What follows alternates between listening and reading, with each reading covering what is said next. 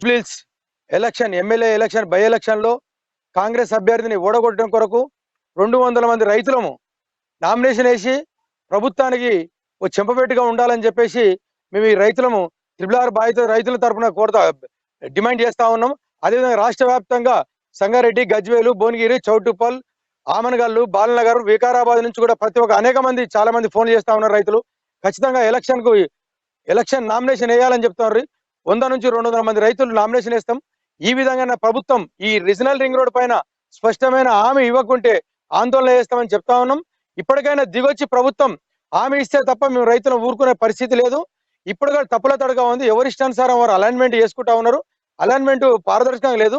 బడా కంపెనీలకు, బడా పెత్తందారులకు, వెంచర్లు ఉన్నటువంటి భూస్వాములకు అపాయింట్మెంట్ ఇచ్చి వాళ్ళతో దోబిచ్చినట్టు ఆడుతా ఉన్నది స్టేట్ గవర్నమెంట్. కేంద్ర ప్రభుత్వాన్ని కూడా 4 సార్లు పోయి కలవడం జరిగింది. వాళ్ళు ఇయ్యనని చెప్తున్నారు, వీళ్ళు తీసుకుంటారని చెప్తున్నారు. రెండు కలిసి పార్టీ ఆడుతున్నటువంటి పేద ప్రజల పొట్టలు కొడుతున్నారు. కనుక మేము ఇప్పటికైనా డిమాండ్ చేస్తా ఉన్నాం. ఒక్క భూమి RRRకి అసలు భూమి ఇచ్చేదే లేదని చెప్తున్నాం. ఒకవేళ నిజంగా భూమి కావాలంటే మళ్ళీ రైలు అంటా ఉన్నారు, 50 మీటర్ రైలు అంటా ఉన్నారు. కనుక మేము ఏ జిల్లాలో అయితే భూములు పోతున్నాయో ఆ జిల్లాలో భూమికి భూమి వెసులుబాటు చేయమని చెప్పి డిమాండ్ చేస్తున్నాం.